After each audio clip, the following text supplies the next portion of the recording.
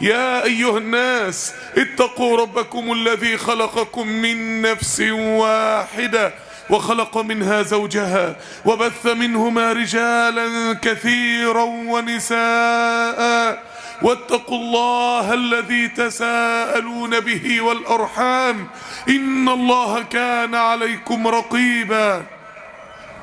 يا أيها الذين آمنوا اتقوا الله وقولوا قولا سديدا يصلح لكم أعمالكم ويغفر لكم ذنوبكم ومن يطع الله ورسوله فقد فاز فوزا عظيما. اللهم صل على الحبيب محمد وعلى أزواجه أمهات المؤمنين وعلى ذريته وآل بيته إنك حميد مجيد. اللهم صل وسلم وزد وبارك على حبيب قلوبنا وعلى طبيب قلوبنا وعلى شفيعنا يوم العرض عليك محمد صلى الله عليه وسلم في الأولين والآخرين وفي كل وقت وحين. اللهم صل وسلم وزد وبارك على حبيب قلوبنا محمد صلى الله عليه وسلم عدد قطر الأمطار وعدد ورق الأشجار وعدد مكاييل البحار وعدد ما أظلم عليه الليل وأضاء عليه النهار. اللهم صل على الحبيب محمد. اللهم أحينا على ملته. اللهم احشرنا في زمرته. اللهم يا ربنا ارزقنا صحبته في الفردوس الأعلى. اللهم امين. إخواني وأحبابي في الله، ما هو أكبر قاتل على وجه الأرض؟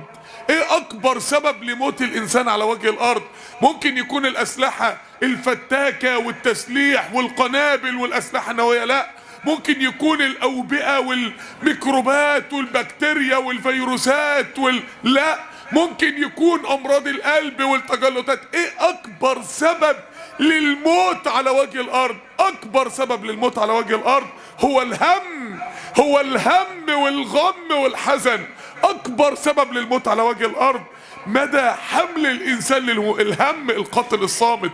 اكتر سبب الناس بتموت بسببه هو الهم. مش بتكلم ان بس الناس بتموت بسبب حد ينتحر من الهم ولا حد، لا، الامراض اللي بتيجي بسبب الهم قاتل. قال تعالى، شوف الحزن ممكن يوصل الانسان لايه. وابيضت عيناه من الحزن. ابيضت يعني ايه؟ العينين فيها سواد وفيها بياض. اتطمست معالم العين لعد باين سواد من بياض. ربنا ما قالش وعميت عيناه، قال وابيضت عيناه. اتطمست معالم العين من الحزن وشدة البكاء فلم يعد يدرى فيها سواد من بياض. هو الحزن ممكن يوصل الانسان للدرجة دي. ربنا ما قالش وابيضت عيناه من البكاء، في بكاء فرح، في بكاء، انما هنا الحزن ممكن يوصل لايه؟ الهم ممكن يوصل لايه؟ قال تعالى ووضعنا عنك وزرك. قال يعني بعض المفسرين اي همك. ووضعنا عنك وزرك الذي انقض ظهرك. الذي انقض ظهرك. انقض، عارفين الانقاض؟ عارفين لما عمارة تنهار وتبقى شوية انقاض وتبقى شوية اطلال؟ الحمل ممكن يبقى تقيل على ظهر الانسان. الهم ممكن يبقى تقيل على ظهر الانسان. الغم ممكن يبقى تقيل على ظهر الانسان لحد ما الانسان ينهار، لحد ما يحول حياته الانقاض، لحد ما الحمل ينوء به ظهر الانسان. هو ممكن الانسان يوصل بسبب الهم والغم للدرجة ديت. ممكن الانسان يوصل بسبب الخوف لدرجة ايه؟ الانسان الخايف من اي حاجة، الخايف من الخوف، اللي عنده مرض خوف، اللي خايف من شيء، اللي خايف من تهديد، بيبقى عامل زي العصفور اللي جوه قفص والباب مفتوح. هو مش قادر يخرج من الخوف اللي جواه. عشان كده الخوف بيمنع الحياة مش بيمنع الموت، بيمنع ان الانسان يقدر يعيش. لدرجة ان الانسان بسبب المخاوف بيوصل لقول الله يحسبون كل صيحة عليهم. فاكر ان كل حتة ورمة طلعت في جسمه هتطلع سرطان. فاكر ان كل دوخة يبقى ورم في المخ. فاكر ان كل مشكلة يبقى بالتأكيد انا عندي مرض خطير، يبقى بالتأكيد هيحصل مصيبة. الانسان الخايف ده اشد انسان متعذب في الدنيا. الانسان اللي حتى لو مش خايف من الخوف، الانسان الخايف اللي عايش في الفوبيا بتاعت الخوف دي اشد انسان متعذب في الدنيا. انسان عايش في المصيبة قبل ما تقع. المصيبة لما بتقع ربنا لا ينزل المصيبة الا وينزل معها اللطف. فلا تنزل مصيبة على إنسان دون أن ينزل لطف الله مع المصيبة. إن مع العسر يسرا. فربنا بيلطف القلب، وزي ما يقولك ملطف للجلد، الجلد مولع تحط ملطف تلاقيك ما عدتش حاسس بالحرق اللي في الجلد. فلطف ربنا بينزل، يا نار كوني باردة، يبقى نار الابتلاء حواليك وانت قاعد في برد وسلام بلطف الله سبحانه وتعالى اللي لطف لك قلبك ونفسيتك والواقع والظروف. الانسان اللي عايش في خوف دخل نفسه في المصيبة من قبل ما تحصل، فمن قبل ما تحصل منزلش لطف الله، فعاش في مصيبة من غير لطف. ولو لم يخف، وحتى لو حصلت المصيبة هتحصل مع اللطف مش هيحس بيها. باتت عيون ونامت عيون في امور تكون او لا تكون. ان ربا كفاك بالامس ما كان، ان ربا كفاك بالامس ما كان، ان ربا كما يقول الامام الشافعي، ان ربا كفاك بالامس ما كان سيكفيك في غد ما يكون. الانسان الخوف ممكن يوصله لفين؟ الهم ممكن يوصله لفين؟ الحزن، رب اني مسني الشيطان بنصب، النصب المعاناة، النصب العناء، النصب الاجهاد وعذاب. الانسان اللي عايش في هم او غم او حزن انسان عايش معذب، وده اكبر سبب للموت على وجه الارض. الثلاث مشاعر دول، الهم، الغم، الحزن. ايه الفرق بين الهم والغم والحزن؟ الهم على حاجة مستقبلية، مهموم بحاجة لسه ما حصلتش، تيجي او ما تجيش. الحزن على حاجة ماضية، شيء الذكريات لا تفارقه، بحزين على اللي حصل، حزين على اللي خسره في حياته، حزين على الفرص اللي ضاعت، حزين على الاحباب اللي فقدهم، حزين. الغم على شيء واقع هو موجود فيه فعليا. فالانسان ما بين الحزن على الماضي والغم على الواقع والهم بالمستقبل بيتدمر. الحزن والهم والغم عاملين زي نار هادية بتسوي البني ادم، بتدمر له جسمه وعقليته ونفسيته بالراحة لحد ما يبقى انقض ظهرك، لحد ما يبقى انقاض انسان، لحد ما ينهار ان استسلم لهذه الامور او ان لم يرفع الله عنه هذه الامور. طب ازاي نواجه الحاجات ديت؟ ازاي نتخلص من الاكتئاب والامراض النفسيه؟ ازاي نتخلص من الهم والحزن والغم؟ ازاي نتخلص من هذه المشاعر النفسيه المدمره اللي مهما الانسان كان في نعمه، المشكله مش من براه، المشكله جواه، المشكله جوه البني ادم ما هياش براه. فهو مش حلها فلوس، مش حلها ان في حاجه جوه لازم تحصل. اسباب التخلص من هذه المشاعر النفسيه المدمره، اول حاجه الفزع الى الله واللجوء الى الله سبحانه وتعالى. ربنا رفعة الايد لله من اعظم اسباب زوال الهم والغم والحزن. ازاي؟ اول حاجه الهم والحزن، النبي عليه الصلاه والسلام بيدينا علاج 2 في 1.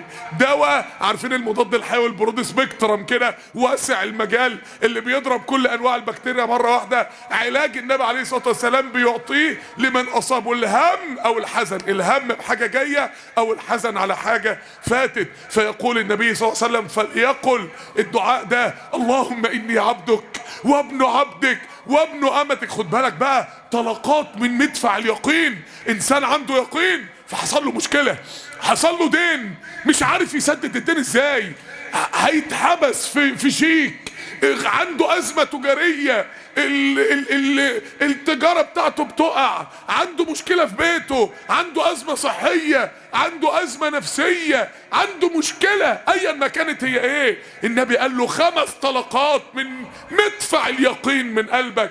الطلقة الأولى من اليقين: اللهم إني عبدك، إني توكيد، أنا عبدك يا رب، أنا عبدك في السراء وعبدك في الضراء، أنا عبدك وأنا سليم وعبدك وأنا مريض، وهفضل عبدك يا رب.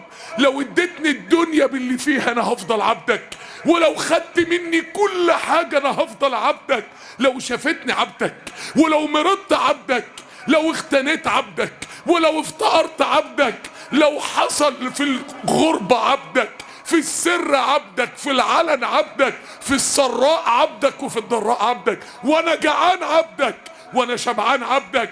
انا مهما حصل يا رب، مهما حصل ابتلاءات انا مش هتغير، انا لن اتغير مع الله، قلبي مش هيتغير معاك ابدا يا رب.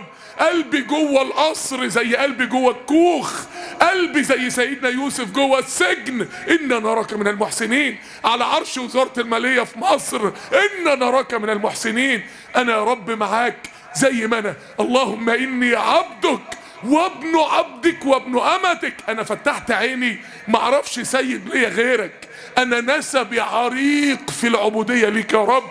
ده أنا عبد ابن عبد، مش عبد بس، ده أنا عبد، وأهلي وأجدادي وكل البشرية عبيد عندك يا رب. دي النقطة الأولانية، أول طلقة، العزم. أنا مش هتغير، مفيش ابتلاء هيغيرني يا رب، مفيش ابتلاء هيخرجني من عبوديتي ليك يا رب. اللهم إني عبدك وابن عبدك وابن أمتك. 2، ناصيتي بيدك، ناصيتي بيدك. أنا واقف تايه يا رب، أنا واقف تايه مش عارف أروح فين، أنا الدنيا مقفلة في وشي وممكن في سكك مفتوحة. ايه الطريق اللي يخرجني من اللي انا فيه؟ قدني للخير يا رب، ناصيتي بيدك. امشي في انهي سكة عشان اخرج من اللي انا فيه؟ اخرجني مخرج صدق. اطلع من اللي انا فيه ده ازاي؟ اطلع من الهم والغم ده ازاي؟ ناصيتي بيدك. الناصية هي مركز اتخاذ القرار. عشان كده الله سبحانه وتعالى يقول سبحانه وتعالى في القرآن الكريم، الله سبحانه وتعالى يقول فيؤخذ، يعرف المجرمون بسيماهم، فيؤخذ بالنواصي والأقدام. أول ما يطلع من تحت القبر الملائكة تفضل تضرب ناصيته وقدمه والعياذ بالله. اشمعنى الناصية؟ المكان اللي اتخذ قرار المعصية. واشمعنى قدمه؟ العضو اللي نفذ قرار المعصية. فهنا اتخذ القرار وهنا سعت القدم لتنفيذ القرار. الاتنين دول جزاء من جنس العمل.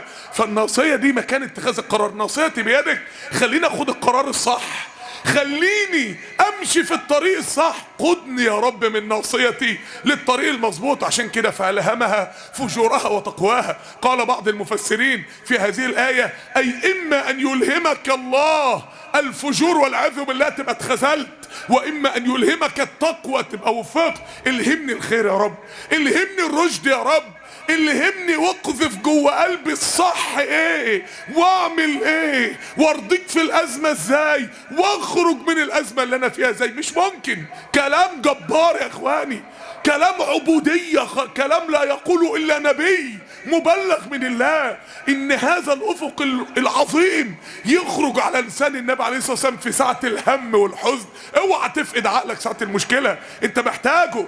اوعى تواجه الخوف اللي بيهجم عليك من غير الملكات اللي ربنا اداها لك. هتبقى ناقص، هتبقى عاجز، هتبقى بتواجه الخوف وبتواجه الهم وانت مهلهل زي الحمص البالي. النبي عليه الصلاه والسلام بيخليك عقلك يرجع لك قدام الحزن.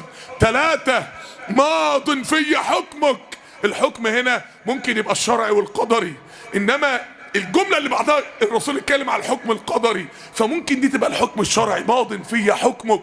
انا يا رب مش هتمرد على طاعتك. انا يا رب لما تبتليني مش هسيب الصلاة. واحدة لما جوازها يتأخر تخلع الحجاب.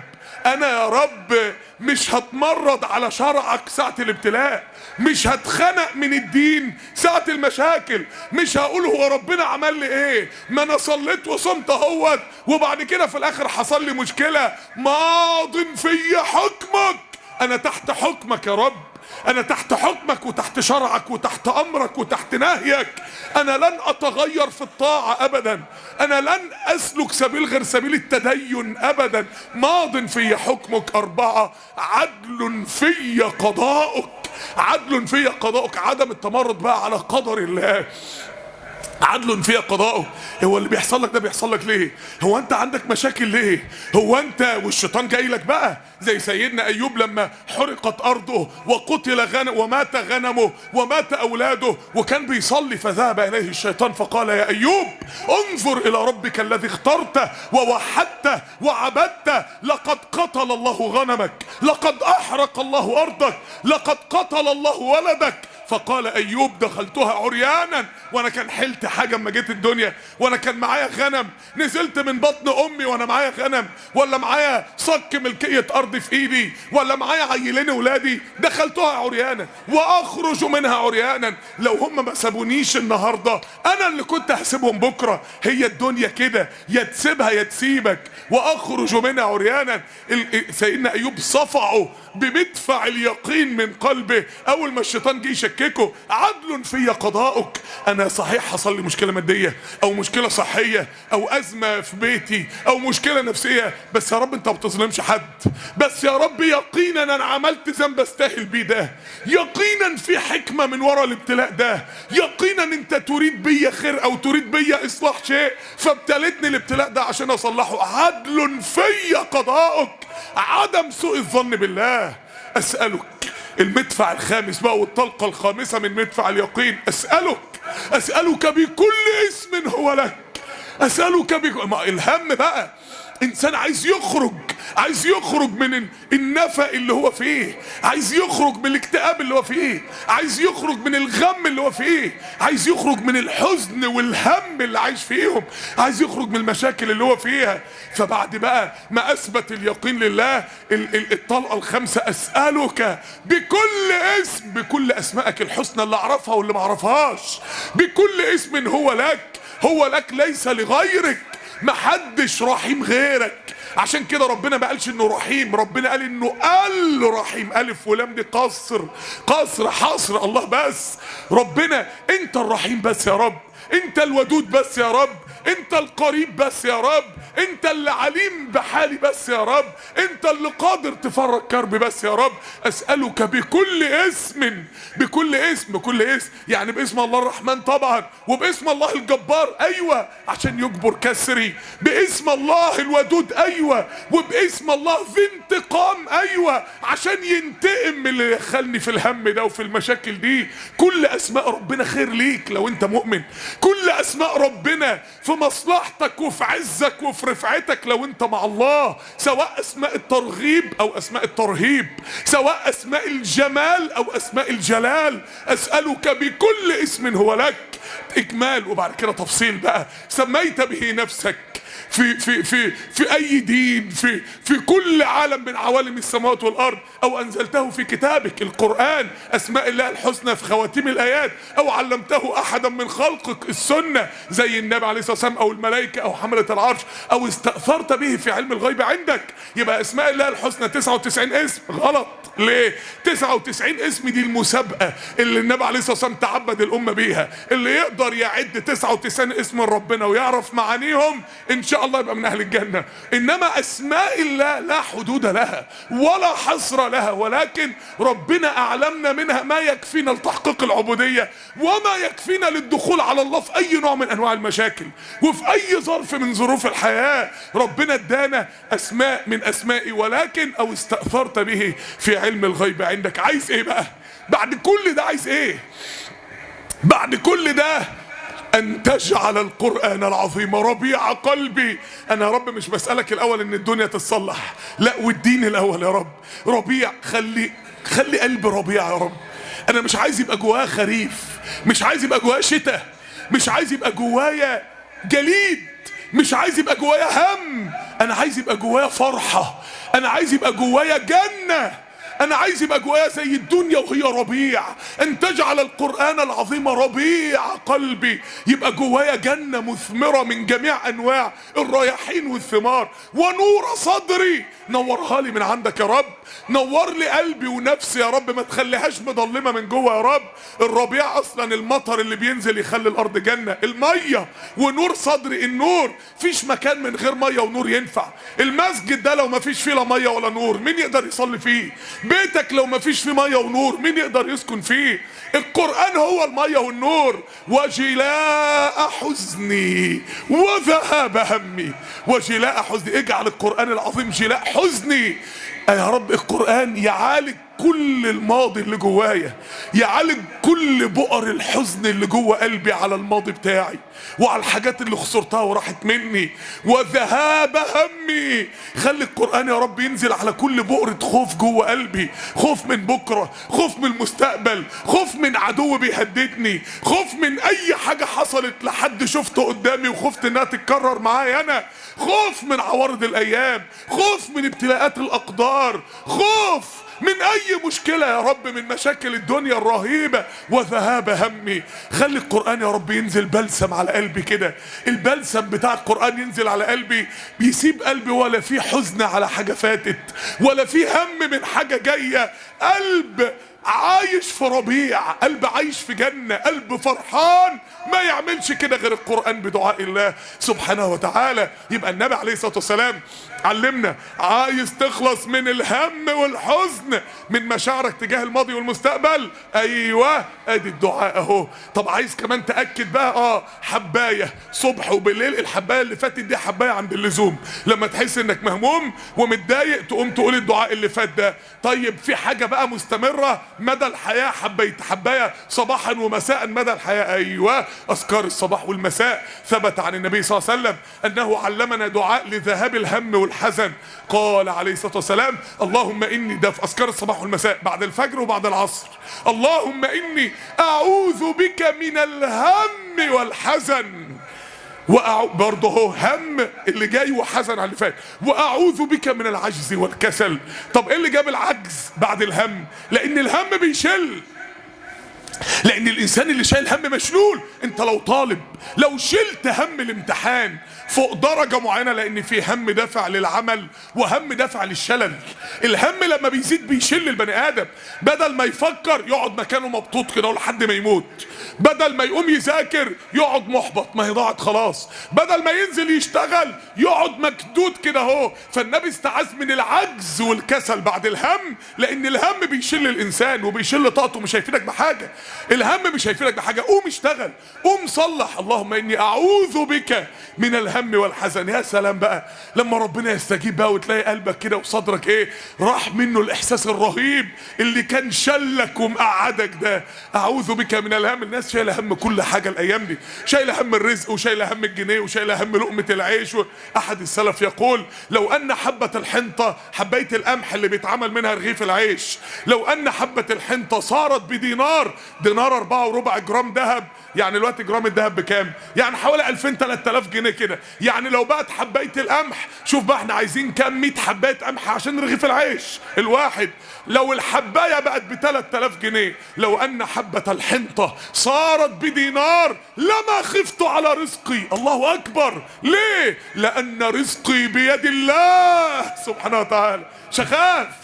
مش هخاف لانها بايد ربنا. هو ربنا عنده ال 3000 جنيه غاليين؟ هو اللي بيصرف على لقمة عيش ربنا، اللي بيأكلني ربنا. ربنا مش فارقة عنده حباية القمح بمليم ولا حباية القمح بمليون جنيه، مش فارقة. ما خلقكم ولا بعثكم إلا كنفس واحدة. قدرة ربنا يستوي فيها كل شيء، وغنى الله يستوي بعده كل عطاء، ورحمة الله يستوي معها كل عفو وكل تجاوز عن ذنب. الله صفاته فوق كل مشاكلك، ما تخافش، بس انت ارتكن الى الله، قوي الى الركن الشديد سبحانه وتعالى. عمر بن عبد العزيز وهو بيموت خليفة بقى عنده 12 ولد، فما سابلهمش حاجة من فلوس الخلافة، ما بينهبش فلوس دولة ولا أي حاجة، فأولاده فقراء، فقالوا له أوصي إلى أولادك قبل ما تموت كده قرار ملكي بس كده من الديوان الملكي لأولادك، أي حاجة بس كده، حاجة بسيطة، كل واحد مليون دينار ولا حاجة صغيرة كده من الحاجات الصغننة دي. فقال إن ولي الله الذي نزل الكتاب وهو يتولى الصالحين، إن كانوا صالحين فسيتولاهم الله. يقول أحد السلف فلقد رأيت أحد أبناء عمر بن عبد العزيز وهو ينفق 80 فرسا في الجهاد في سبيل الله، بيتبرع ب80 فرس للجهاد في سبيل الله. 80 فرس خيل حرب عسكري مش اي فرس. ولقد رأيت احد ابناء سليمان بن عبد الملك اللي ساب لاولاده بقى مال الدوله، احد ابناء سليمان بن عبد الملك، وهو يسال احد ابناء عمر بن عبد العزيز، هو بيستلف ولا بيطلب فلوس ولا بيطلب عطيه من احد ابناء عمر بن عبد العزيز، وهو يتولى الصالحين. هذا حق من الله سبحانه وتعالى. طب الغم بقى، طب انا الهم على اللي جاي والحزن على اللي فات، طب الغم بقى، انا دلوقتي مغموم، انا دلوقتي عندي واقع، انا دلوقتي جوه مشاكل فعليه، انا لا عندي ذكريات أليمة ولا عندي مشاكل خايف احسن تحصل، انا فعلا في مشكلة. قال تعالى: ونجيناه من الغم، نجيناه من الغم. طب حلوة قوي دي، ده في حاجة نجت سيدنا يونس من الغم اللي هي ايه؟ فنادى في الظلمات ان لا اله الا انت سبحانك اني كنت من الظالمين. يبقى الدعاء ده ينجي من الغم. يبقى زي ما خدنا دعائين كده للهم والحزن، خدنا دعاء للغم، عشان لما نقول يا رب احنا بنقول يا رب قصاد الثلاث مشاكل اللي فتكت بنفسية الناس ودمرت حياة الناس. لا اله الا انت سبحانك اني كنت من الظالمين.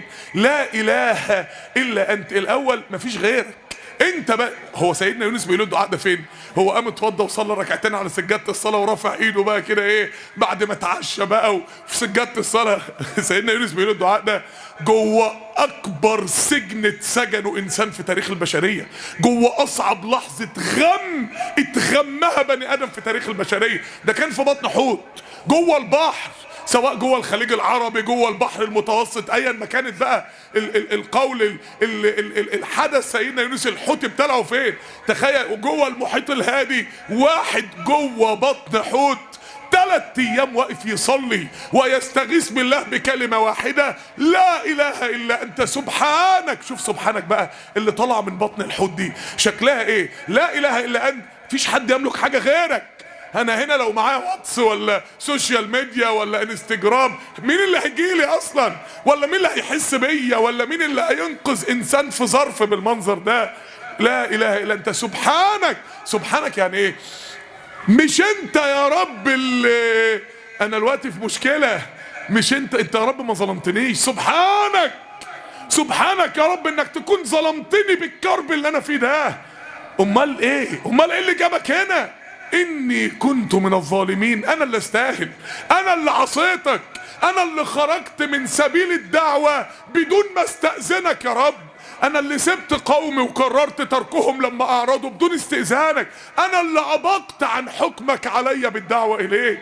اني كنت من الظالمين. انا زي الدعاء الاولاني: عدل في قضاؤك، انت ما ظلمتنيش، انا اللي جبته لنفسي بذنوبي او بغفلتي. النبي عليه الصلاة والسلام مر على قوم مبتلين، ناس بقى مثلا كده اما تعدي على بلد مثلا تلاقي كلهم بطنهم منفوخه، ربنا يحفظنا جميعا، وعندهم استسقاء وعندهم صفرة وكلهم الامراض مسكتهم وكلهم كبدهم وكلتهم فيها مشاكل. فالنبي اصلا مر على مش واحد مبتلى، قوم مبتلين. فقال النبي صلى الله عليه وسلم: اما كان هؤلاء يسألون الله العافية؟ هم دول ما عندهمش حاجة اسمها التحسب الابتلاءات اللي جاية بالدعاء لله. فأول سبب لرفع البلاء، أول سبب الدعاء والتوسل والربانية والوقوف على باب الله والتضرع إلى الله والدخول على الله من باب الأسماء الحسنى. أما كان هؤلاء يسألون الله العافية؟ انت سليم واللي قاعد جنبك مريض، هو انت فكرك ان المرض يعني مش هيجيلك في يوم من الايام؟ طب اعمل ايه؟ ادعو الله في الرخاء يذكرك الله بالغنى والشفاء في البلاء. استدفع الابتلاء من قبل ما انت تستنى ما الابتلاء ينزل وبعد كده تدعي. اعمل بيسموها البروفلاكسس، الوقاية. اوقي نفسك بدري، ابعد الابتلاء عنك من بدري، وقف حراس من بعيد كده واقفين يدفع بهم الابتلاء عنك. ايه الحراس دول؟ اما كان هؤلاء يسألون الله العافية. الدعاء والتوسل وحسن العلاقة بالله سبحانه وتعالى تدفع عنك ما لا تتخيله، تدفع عنك وقني واصرف عني شر ما قضيت. الدعاء قني واصرف عني شر ما قضيت. يا رب لو كان في مشكلة جاية كده، في مرض جاي، في ابتلاء جاي، في أزمة مادية جاية، في أزمة نفسية جاية، في ظالم هيتسلط عليا، في حاجة، قني واصرف عني. 2 قني واصرف عني شر ما قضيت. يا رب لو في اي حاجة تعمل لي مشكلة من بعيد بعيد كده يا رب، قني واصرف عني شر ما قضيت. قصة كبيرة جدا ان الانسان يفهم ازاي يتعامل مع الهم والغم والحزن بالربانية والتوسل الى الله. السبب الثاني من اسباب النجاة من الهم والغم والحزن، السبب الثاني هو الوقاية من اكبر سبب اصلا للهم والغم والحزن. ايه اكبر سبب للهم والغم والحزن؟ حب الدنيا والتعلق بالدنيا. ما هو دايما اقابل واحد انا جالي مرض نفسي، ليه يا ابني؟ انا خطيبتي وتعلقت بيها وبعد كده سابتني فانا دخلت في مرض نفسي. يبقى تعلق بواحده معينه. اي حد بقى يقول لك انا بقى، ما هي الدنيا كده يا اخوانا. ما هو ربنا قال لنا في 6236 ايه ان الدنيا هتسيبك، انت هتسيبها. انت مصدوم ليه؟ لكأنك فوجئت بايه؟ ما هي دي حقيقتها. كلنا ما بيفهمش الدنيا غير بعد سن ال40، بعد بقى ما بيلاقي فجأة مثلا والدته ماتت، وما كانش متخيل، هو بيحسب ان الدنيا هتكمل كده، وبعد كده ابوه مات، وبعد كده صاحبه انتيمو مات، وبعد كده هو فجأة مش عارف مرض بايه، في ايه، بيقعد يتجعز لحد ما في الاخر بس فهمتك يا عم. طب ما كنت تفهم من بدري، ده انت فهمت متأخر قوي. انت جيت تعرف حقيقة الدنيا، ما تعرف حقيقة الدنيا من القرآن، ما كنت تصدق ربنا من الاول بدل ما تكتشفها بالصدمات والخبطات اللي سابت ندب وشروخ عميقة جوه نفسيتك. ما تعرف حقيقة الدنيا. التعلق بالدنيا من اكبر اسباب الهم والغم والحزن، التعلق بالدنيا. حب الدنيا طريق ضلمة، اوله كده. قال رسول الله صلى الله عليه وسلم من اصبح، ده احنا لسه على صباحية ربنا اهو، لسه على الصبح اهو، لسه بنقول بسم الله الرحمن الرحيم. اصبح بيفتح عينه كده والدنيا همه، وفي رواية والدنيا نيته، ناوي اماله احلامه كلها دنيا صاحي عشانها. وفي رواية والدنيا همته، همة عزيمة تحدي إرادة، بس في الدنيا كل القصة بتاعته دنيا. من أصبح والدنيا، وفي رواية من أصبح والدنيا أكبر همه، من أصبح والدنيا همه فرق الله عليه شمله، شتات، يعيش مرووش مشتت، مش عارف يركز، عنده مشكلة في كل حاجة، مشكلة في كل حاجة في حياته. فرق الله عليه شمله، وفي رواية فرق الله عليه ضيعته، وجعل فقره بين عينيه، زي اللي عينيه اتحولت على قلم محطوط ما بين عينيه كده، مش شايف غير نقطة النقص اللي عنده. ما هو شايف ان ربنا اداله وسامة، او ان ربنا اداله شهادة، او ان ربنا اداله نسب، او ان ربنا اداله مال، او ان ربنا اداله قبول اجتماعي، او ان ربنا اداله ذكاء، او ان ربنا اداله دين، او ان ربنا اداله صحبة وسند، او ان ربنا، مش شايف الكلام ده. هو شايف الحاجة الناقصة بس. فان اعطوا منها رضوا وان لم يعطوا منها. هو مش عايز غير حاجة واحدة من ربنا. اذا هم يسخطون، اذا الفجائية، ينقلب انسان تاني مع الناس، مع الله، ينقلب مع الله. انسان هو قصته مع ربنا في نقطة واحدة، وجعل فقره بين عينيه. يبقى عنده ملايين ومش شايف غير المشكلة الصحية اللي عنده، يبقى عنده كل حاجة ربنا اداله ومش شايف بس غير ان هو معرفش ياخد شهادة معينة كان نفسه فيها، مش شايف غير النقص. ليه؟ مش بتحب الدنيا؟ يلا يا عم بقى شوف الدنيا عاقبة حبها ايه.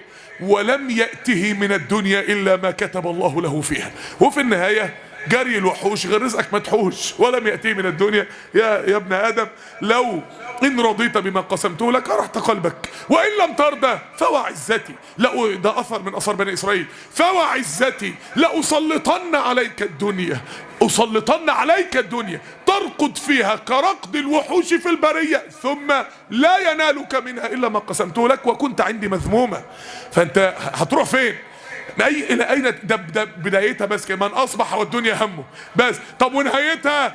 نهايتها ربنا سمى بها سورة من أسماء القرآن اسمها سورة النازعات. والنازعات غرقة. مدى المنازعة الآلام اللي بتبقى في جسد الإنسان المتعلق بالدنيا ساعة ما روحه بتتاخد من الدنيا، مش قادر. الجسم ماسك في الروح، الجسم ماسك في الدنيا، مش قادر يتخيل إنه هيسيب الدنيا دي. ودخل جنته وهو ظالم. دخل جنته يعني دخل حديقته جنته، هو ما بيفكرش ان في جنة غير الدنيا. فربنا عبر عن دنيته بجنته لانها حظه من الدنيا والاخرة، هو مش هياخد غيرها بسبب عبادته ليها والعياذ بالله، وهو اصلا مش شايف غيرها. فربنا قال ودخل جنته، هي دي، هو ما عنده ان هي الا حياتنا الدنيا. بتكلمنا عن ايه؟ كلمنيش عن الاخره يا عم، وقت الله يعين الله. انا الوقت عايز اتمتع، فاستمتعوا بخلاقهم فاستمتعتم بخلاقكم. انا لازم اتمتع، والخلاق هو ان يتمتع الانسان بنعيم الاخره في الدنيا. كلمنيش عن اخره دلوقتي، انا عايز هنا، انا عايز الجنه هنا الاول، انا عايز المتع هنا الاول، وبعد كده في الاخره ان شاء الله باذن الله قصه قلمين كده على وشي من الملائكه وما عدتش تعمل كده تاني واجري على الجنه بقى وخلاص. هو ده الامر، هو ده الامر. زي ما قال ابو لهب كده تبا لك الا هذا جمعتنا. يعني لو كان موضوع يتعلق ببهايم، ولا يتعلق بان اسهم البورصه زادت، ولا يتعلق ان في سعر الحديد زاد، ولا يتعلق انت جمعنا عشان تقول لنا جنه ونار. جنه ونار مين يا عم؟ احنا فاضيين للكلام اللي انتوا بتقولوه ده. وهكذا الى ان ينتهي السوره بقول الله والنازعات غرقا. وما بينهما بقى، ما بين اصبح والدنيا همه، وما بين النازعات غرقا، ما بين مشهد البدايه والنهايه بتوع محب الدنيا، ما بينها قال تعالى لا تمدن عينيك. في ناس عينيها هتطلع من مكانها مع كل برج فخم، مع كل عربيه حلوه، مع كل واحده حلوه ماشيه جنب واحد، مع كل عينيها تطلع. لا تمدن عينيك الى ما متعنا به. متع، هو شايف قدامه ناس بتتمتع فعلا. ربنا قال ما متعنا به ازواجا. ازواجا دي بعض المفسرين قال يعني واحد ماشي كده شاب كده جميل وغني وراكب عربيه من هنا من هناك، وجنبه واحده ملكه جمال، مراته بقى معاه فلوس بقى وبيتقدم احسن حاجه يقدر يتقدم لها. فالمنظر ده يجي واحد فقير كده يبص كده، الا طب ما انا عايز كده انا كمان يا رب، انا عايز ابقى زي ده، وعايز اتجوز واحده زي دي، وعايز اركب عربيه زي دي. فربنا بيقول لا تمدن عينيك يا عم، والله ولا تسوى المنظر ده من اوله لاخره الى ما متعنا به ازواجا منهم. ليه ما يسواش؟ ليه؟ زهره الحياه الدنيا. شفت الزهره بتورد وتطلع ريحه يومين وبعد كده تدبل، كل ده هيدبل. لا احب الافلين، كل ده هيقفل، كل ده انت. زهرة الحياة الدنيا زهرة عمرها قصير، او ربنا جاب اقصر عمر لحاجة جميلة على وجه الارض. عمر الزهرة عمرها قصير قوي، الدنيا عمرها قصير، المتعة عمرها قصير قوي، الفرحة بالدنيا عمرها قصير قوي. هي الدنيا كده نكد. زهرة الحياة الدنيا لنفتنهم فيه، قال المفسرون لنفتنهم فيه اي لنعذبهم به. اوعى تفتكر ان اللي عايش في فلوس ومش لازم يبقى، ممكن يبقى انسان متعذب اصلا، ممكن يكون اللي هو فيه ده ان لم يكن من اجل الله او ان لم يتقي الله فيه يبقى مصدر عذاب عليه ومصدر شقاء عليه. فهو عايش متعذب. لنفتنهم فيه، اولها عذاب اخرها عذاب ما بين عذاب. وبعد ما يموت بقى افرايت ان متعناهم سنين ثم جاءهم ما كانوا يعدون ما اغنى عنهم ما كانوا يمتعون. خلوهم بقى يتفرجوا على كل الكليبات ويسكنوا كل العمارات ويمشوا مع كل الستات ويلبسوا كل الموديلات ويتفرجوا على كل القنوات ثم جاءهم ما كانوا يعدون. يروحوا فين يعني؟ ما هو اخرها واحد ومعروف. كما اننا نوقن بالله فنوقن بالعاقبه. ثم جاءهم ما كانوا يعدون ما اغنى عنهم ما كانوا يمتعون. سماها المفسرون ازهد ايه في كتاب الله. ميمون بن مهران دخل على الحسن البصري فقال عظني. ميمون بن مهران بقى ده واخد ابنه معاه بقى، يلا يا ابني شفت الحسن البصري اللي الكلام بتاعه شبه كلام الانبياء، الواعظ الجبار اللي الامه كلها بتروح تحضر له الدروس بتاعته، تعالى بقى يا ابني من ايه نساله سؤال كده. فبيقول له عظني. فقال له افرايت ان متعناهم سنين ثم جاءهم ما كانوا يوعدون ما اغنى عنهم ما كانوا يمتعون. فخرج ميمون بن مهران فابنه بيقول له يا ابي ما قال لنا شيئا. هو ده اللي انت بتقول لي الداعيه اللي ما حصلش ما قالش حاجه. فقال يا بني لقد قال آية لو عقلتها لجعلت في قلبك كلوما وكلوما. ده هتشرح قلبك من الجراح اللي هتعملها فيها لو انت فهمت الآية اللي قالها ده ايه، لو انت عسيت في هذه الآية التي صدعت قلب ميمون ابن مهران رحمه الله. اخواني واحبابي في الله، في النهاية طب ومن جعل الآخرة همه ومن جعل الآخرة همه. طب الإنسان ورواية من جعل الآخرة همته همه. طب وفي النهاية من جعل الآخرة نيته، اللي صاحي ناوي بقى أنا النهاردة لازم أقرب من ربنا، انا النهارده كل حاجه هعملها حتى مع زوجتي، حتى مع اولادي، حتى في شغلي سارجو بها وجه الله. انا النهارده لازم اعبد ربنا وابقى انسان مقرب من ربنا. ومن اصبح والآخرة همه جمع الله عليه شمله. يبقى انسان ايه؟ راحة البال، مش مشتت. جمع الله عليه شمله وجعل غناه في قلبه. مش غناه في فلوس، ولا غناه جيبه في فلوس، ما بيفكرش اصلا جيبه في فلوس ولا لا، فكرش اصلا موديل العربيه اللي هو راكبها ايه، فكرش اصلا، حسبهاش اصلا. ليه؟ هو انا دلوقتي لو قلت لك ما تشوف لي كده الله يكرمك انت في جيبك فيه شويه رمل قد ايه؟ انت مجنون؟ انت مخك في حاجه؟ هو في واحد بيعد الرمل اللي في جيبه ده؟ المجانين اللي بتعد الرمل اللي في جيبه اهو ده بالظبط كده. فلوس مين يا عم؟ هو انا ماشي مستقوي بك اصول وبك اجول زي ما النبي عليه الصلاه والسلام قال. شفت ان الوزير كده ماشي بالعربيه بتاعته على الطريق السريع مخالف ولو جه ظابط مرور جه يقول له رخصتك، يقول له ده انا احطه تحت درسي، انت مش عارف انا ابن مين ولا ايه؟ فالنبي بيقول لربنا كده بك اصول وبك اجول. هم مش عارفين انا عبد مين ولا ايه؟ هم مستغربين انت بتعمل كده ليه؟ واقف في وش الدنيا وبتبعت لملك الروم تقول له اسلم تسلم، وبتبعت لملك الفرس ايه في ايه؟ مين اللي واقف وراك يعني؟ انت مالك عامل كده؟ فبيقول له ربنا بك اصول وبك اجول. مش عارفين ان انا عزتي بيك يا رب. زي موسى لما دخل على فرعون، سيدنا موسى دخل على فرعون كلموا عن الله كلام، ربنا الذي اعطى كل شيء خلقه رب. فهو يعني فرعون اتجعز، هو تقالوا ربهم ده يعني الملك اللي بعد الحاكم اللي بعده. قال فمن ربكما يا موسى؟ هو انت مين الحاكم اللي بقى؟ هو مش فاهم ان سيدنا موسى يتكلم عن الله الذي في السماء. فرعون اتجعز، انت مالك يعني فارد صدرك قوي كده ليه وانت داخل مطمن قوي كده؟ يقينا انت وراك حد جبار بقى، ملك من ملوك الاشوريين ولا ملك من ملوك الكنعانيين، ولا انت بالتاكيد في وراك حد سندك. فسيدنا ربنا الذي اعطى كل شيء. انت قصدك طب تعالى انتوا طلعتوا من النوعيه ديت، طب تعالى بقى ما نتعامل معاكم. الناس الذين لا يعرفون من هو الله فيعبدون الدنيا هم اللي بيخسروا في الاخر. ومن اصبح والاخره همه جمع الله عليه شمله. بدأها براحه بال وجعل غناه في قلبه. غناه في يقينه بالله. فهو مش الباقي ده بالنسبه له شويه رمل اصلا. سهله، نفسي في حاجه يا رب وهسعى ربنا لو رفعت حجرا لوجدته تحته ذهبا كما يقول عبد الرحمن بن عوف. واتته الدنيا، الله اكبر، مش واتاه المال، مش واتاه الرزق، واتته الدنيا باللي فيها تحت جزمته. ومش جرى وراه جري الوحوش ده اللي جت لحد عنده. واتته الدنيا وهي راغمه مناخرها في الرغام اللي هو التراب، الرغام التراب، وهي راغمه مناخرها في التراب، مذلوله مكسوره، مش جايه متنططه. ممكن واحد مراته زعلت منه قعد يصالح فيها ويسوق عليها المراسيل ويتودد لها، طب ارجعي وانا والله ما، فهي رجعت له، بس رجعت له وهي زلاه، رجعت له وهو ما يقدرش انت معاه. فممكن الدنيا بتيجي الواحد وهو اصلا بيبص ده ورجليها، انما دي جات له راغمه مكسوره تحت رجليه. ومن معاني الراغم في اللغه انهم لما كان يبقى في زمان جمل مستقوي بنفسه كده ومش راضي يسمع الكلام، يقوموا جايبين عاملين له خرم فتحه في الحاجز اللي ما بين فتحتي الانف، الحاجز اللي جوه ده حساس جدا، ويقوموا رابطينه بحبل منه، فيبقى الحبل مربوط من الحته الرهيبه في الالم دي، ويجروه منه. لو جه يحود يمين ولا شمال يقوموا شادين الحبل يتجنن من الالم، فيمشي على العجين ما يلخبطوش. اهو ده من معاني الراغم في اللغه، ان الدنيا جايه ما تقدرش انها تعصيه. واتته الدنيا، هو ده الذين سعوا وراء الدنيا الى اين ذهبوا.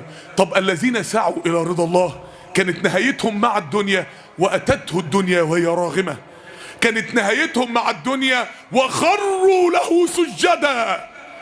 كانت نهايتهم مع الدنيا لفتحنا عليهم بركات من السماء والارض. كانت نهايتهم مع الدنيا يرسل السماء عليكم مدرارا. كانت نهايتهم مع الدنيا اعظم مما يتخيل اي احد، لانهم اختاروا الطريق الصحيح والسبيل الصحيح وهو سبيل الله. اقول قولي هذا واستغفر الله. الحمد لله وكفى، وصلاة وسلاما على عباده الذين اصطفى. اللهم لك الحمد كله، ولك الملك كله، وبيدك الخير كله، وإليك يرجع الأمر كله. اللهم صل على عبدك ونبيك محمد صلى الله عليه وسلم في الأولين والآخرين وفي كل وقت وحين.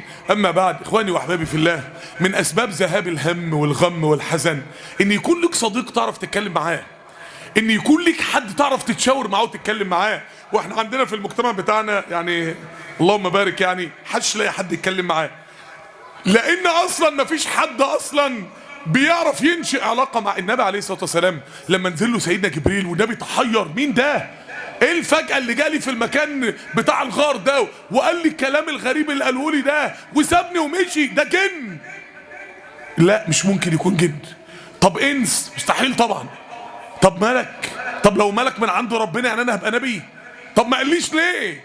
النبي عليه الصلاه والسلام كان هيموت عليه الصلاه والسلام، يعني بيصف الحاله اللي وصل لها النبي عليه الصلاه والسلام. فرجع يرجف بها فؤاده، قلبه بيترجف من اثر الخمس ايات بتوع سوره اقرا ومن الهول الموقف اللي هو فيه عليه الصلاه والسلام. اول ما جري على مين؟ على السيده خديجه. النبي كان صاحب ابو بكر، انما ما جراش على صاحبه، جري على مراته، جري على مراته عليه الصلاه والسلام. انت مراتك من النوع اللي انت لو عندك مشكله هتجري عليها؟ طب لو في واحده بقى سمعانه، انت لو جوزك عنده مشكله هيجري عليكي؟ طب سيبك بقى من مراتك وجوزك، انت عندك حد لو حصل لك مشكله تجري عليه؟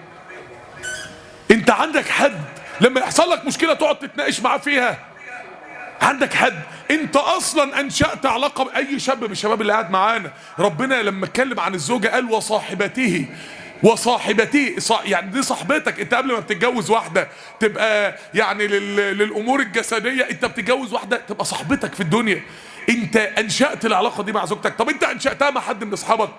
طب انت سيدة خديجه لما النبي عليه الصلاه والسلام اشتكى لها عليه الصلاه والسلام، خدته قالت له كلا والله لا يخزيك الله ابدا، انك لتطعم المسكين وتحمل الكل وتقري الضيف وتصل الرحم وتعين على نوائب الحق وتكسب المعدوم. هلم بنا الى ورقه بن نوفل، وخدته واتحركت وراحت لورقه بن نوفل. النبي رجع فاهم الموضوع ايه عليه الصلاه والسلام.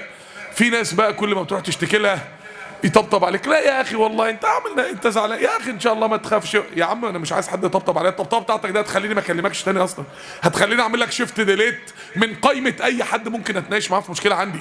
حل معايا، فكر معايا، قول لي كلام عملي اخرج بيه.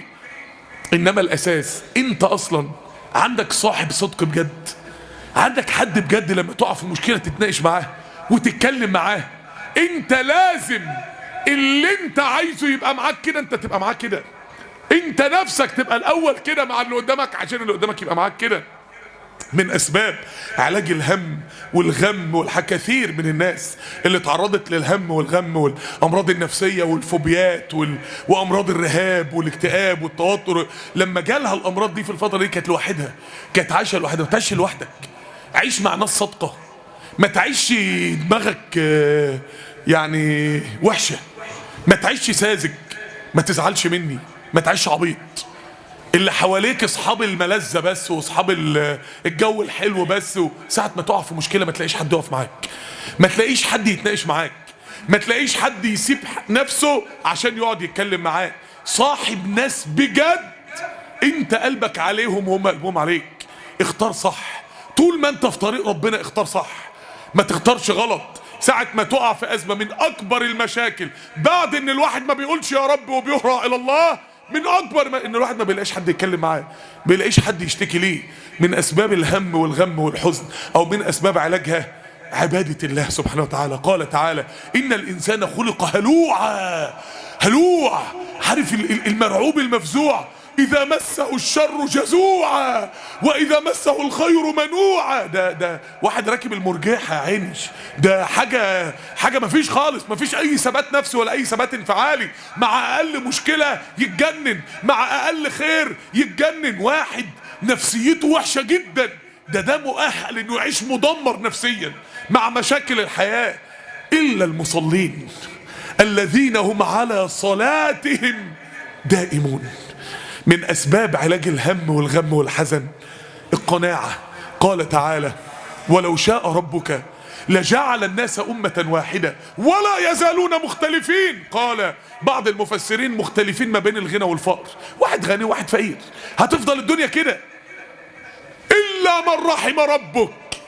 طب يعني ايه لما رحم ربك؟ قالوا أي بالقناعة، يعني اللي ربنا رحمه مش اللي ربنا اداله الفلوس، ولا اللي ربنا رحمه اللي ربنا خد منه الفلوس. امال اللي ربنا رحمه مين؟ اللي ربنا اداله الرضا، اللي ربنا قنعه بما اتاه. هي دي الرحمة بتاعت الدنيا. فرحمة الآخرة الجنة، ورحمة الدنيا القناعة والرضا. فاللي ربنا رحمه لا هو اللي خلاه سليم ولا هو اللي خلاه مريض، لا هو اللي خلاه غني ولا هو اللي خلاه فقير، لا هو اللي خلاه معاه دكتوراه وبورد امريكا وزماله بريطانيه، ولا هو اللي خلاه ما خدش ابتدائيه. امال مين اللي ربنا رحمه؟ لا هو اللي اداله الزوجه الجميله والاولاد الكثيرين، ولا هو اللي حرمه من ده. اللي ربنا رحمه هو اللي ربنا اداله الرضا والقناعه. هذه هي جنه الدنيا، وهذه هي رحمه الدنيا، هي رحمة الدنيا. اخواني واحبابي في الله، قضية الهم والغم والحزن قضية خطيرة جدا. اكبر قاتل على وجه الارض، اكبر سبب للموت على وجه الارض، اكبر سبب لنكد المعيشة والعياذ بالله على وجه الارض. قلنا السبب الاول، قلنا العلاج الاول التوسل الى الله. اما كان هؤلاء يسألون الله العافية، التوجه الى الله، دعاء لا ادعيه. ما فيش سبب من الثلاثة دول الا والنبي عليه الصلاة والسلام اداك الدعاء ودعاء ودعاء وادعية في علاجه. احفظ الكلام ده وواجه الحياة بيه عشان ما تندمش. لو العصاية بتاعت نفسيتك اتكسرت مش هتعرف ترجعها تاني. هي الوقت ممكن مشروخة، هي الوقت ممكن مضغوط عليها، انما لو اتكسرت ربنا يحفظنا ويعافينا سنين على ما ترجع سليمة تاني. كسر العظم بياخد شهور على ما يتصلح، ولكن كسر النفسية ممكن ياخد سنين وممكن لا يلتئم الا بالموت. فخد بالك، خد بالك ان الجبس بتاع النفسيات غير الجبس بتاع العظم. خد بالك من نفسيتك كويس قوي وحافظ عليها بالدعاء والتوسل الى الله. الحاجة التانية بكثرة العبادة، الا المصلين الذين هم على صلاتهم دائمون. الحاجة التالتة بان همك يبقى الاخرة. الدنيا جت، الدنيا راحت، ولا في دماغك اصلا، وفي النهاية اتته الدنيا وهي راغمة. ده في النهاية. الحاجة الرابعة انك انت صاحب ناس نظيفة، ما تعيش في وهم الصحبة. مش صاحبك اللي بيجي معاك ماتش الكورة، مش صاحبك اللي بيجي يحضر لك فرحك بس، مش صاحبك اللي يقعد معاك على قهوة، مش صاحبك اللي يشيت معاك على السوشيال ميديا. صاحبك اللي لما يشوف الحزن في عينك ما يقدرش ينام الا لما يقعد معاك ويشوف مالك، ومش عشان يطبطب، عشان يعمل زي السيدة خديجة مع النبي عليه الصلاة والسلام، عشان يشوف حل عملي، عشان يتحرك معاك، يسيب مشواره عشان مشوارك. دور على ده، لما تلاقيه ما تطلبش منه ده، خليك انت الاول معاه كده، وثق ان مادام هو خامة نظيفة يبقى ربنا رزقك احسن من ملايين الدنيا واحسن من 1000 دكتور نفسي. هو الدكتور النفسي، اعلى دكاترة نفسيين دلوقتي في الدنيا بيعمل ايه مع المريض؟ يقول له انا هقعدك مع حد في المعالج النفسي يتكلم معاك عشان ترتاح. يبقى الصاحب الوفي ده بقى تدفع له كام؟ شوف انت بقى لو رحت خدت كورس علاج عند معالج نفسي عشان نفسيتك ترتاح هتدفع فيه كام؟ صاحبك بقى اللي بيكلمك ده فضله عليك ايه؟ اعرف قيمة الناس واعرف يعني ايه صاحب، وما تعيش في الوهم من اجل ان يشفينا الله. اللهم يا ربنا اجعل القرآن العظيم ربيع قلوبنا ونور صدورنا وجلاء احزاننا وذهاب همومنا. اللهم انا عبيدك بنو عبيدك بنو امائك نواصينا بيدك ماض فينا حكمك عدل فينا قضاؤك. نسألك بكل اسم هو لك سميت به نفسك أو أنزلته في كتابك أو علمته أحدا من خلقك أو استأثرت به في علم الغيب عندك أن تجعل القرآن العظيم ربيع قلوبنا ونور صدورنا وجلاء أحزاننا وذهاب همومنا. اللهم إنا نعوذ بك من الهم والحزن، نعوذ بك من الهم والحزن، نعوذ بك من الهم والحزن، ونعوذ بك من العجز والكسل، ونعوذ بك من الجبن والبخل، ونعوذ بك من غلبة الدين وقهر الرجال. لا إله إلا إلا أنت سبحانك إنا كنا من الظالمين. لا إله إلا أنت سبحانك إنا كنا من الظالمين. لا إله إلا أنت سبحانك إنا كنا من الظالمين. سبحانك اللهم وبحمدك أشهد أن لا إله إلا أنت أستغفرك وأتوب إليك.